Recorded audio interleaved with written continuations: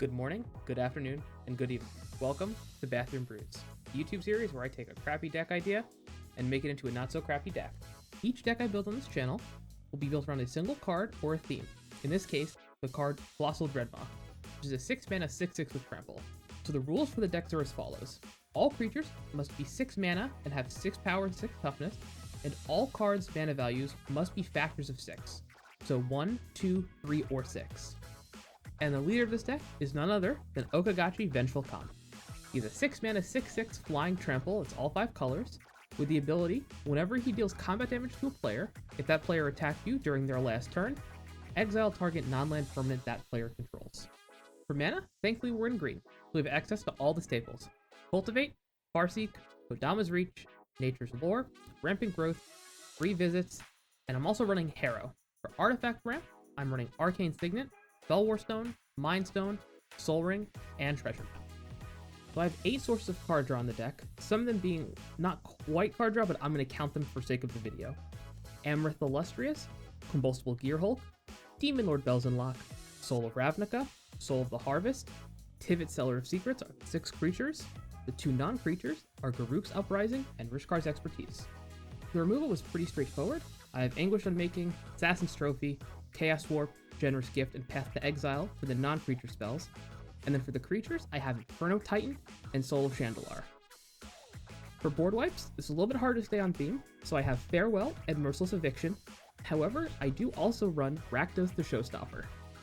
For graveyard recursion, we have 3 creatures thankfully. Muldrotha the Gravetide, which during each of your turns, you may play a land and cast a permanent spell of each permanent type from your graveyard. Soul of Innistrad, which for 3 black, return up to 3 target creature cards from your graveyard to your hand, and Teneb the Harvester. For whenever he deals combat damage to a player, you may pay 2 and a black. If you do, put target creature card from a graveyard onto the battlefield under your control. With all the housekeeping out of the way, we can talk about some of the fun cards, like Wild Pair. The 6-mana enchantment that reads, whenever a creature enters the battlefield, if you cast it from your hand, you may search your library for a creature card with the same total power and toughness and put it onto the battlefield. If you do, shuffle your library. As is the flavor of the deck, the first card I'll always get, if I don't already have it out or it's dead, is Colossal Dreadmaw. However, the correct play would be to get Kodama of the East Tree, which reads, whenever another permanent enters the battlefield under your control, if it wasn't put onto the battlefield with this ability, you may put a permanent card with equal or lesser converted mana cost from your hand onto the battlefield. Which means if you have both Kodama and Wild Pair out, you can potentially play up to 4 6/6s from playing one creature. So one enters the battlefield, triggering Kodama. The second one, Wild Pair tutors up, enters the battlefield, triggering Kodama, and then you can put 2 more down. Or this lets you ramp even harder if you have a lot of lands in your hand. Some of the other fun cards I put into the deck was Lurking Predators, which whenever an opponent casts a spell, reveal the top card of your library. If it's a creature card, put it onto the battlefield. Otherwise, you may put that card on the bottom of your library. And being a 6-mana enchantment, still very much on theme with the mana value, and it lets you cheat out big creatures from your opponent's playing things. And since they will generally be a little bit ahead early game, getting this out quickly means you can catch up to them. The other card I like to talk about is Sunbird's Invocation.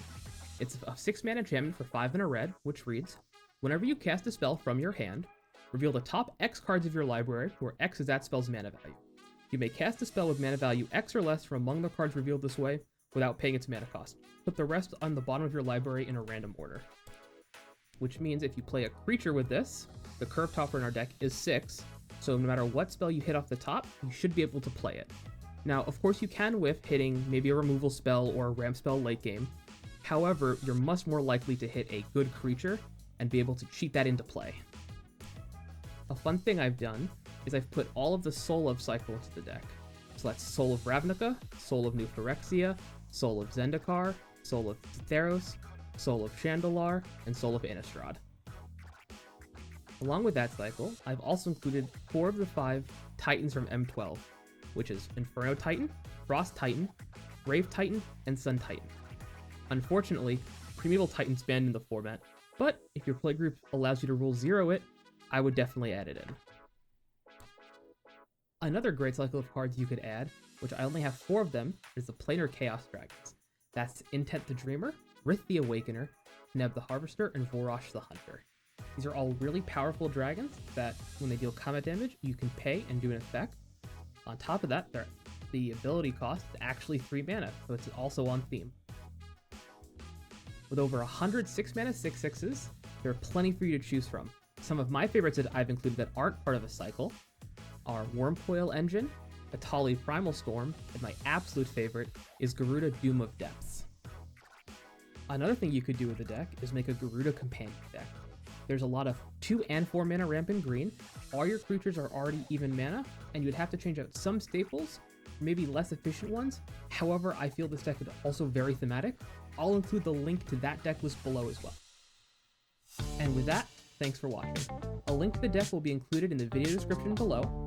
Please don't forget to like, comment, and subscribe. Ring that bell to get a notification when I release a new video. And remember, always wash your hands.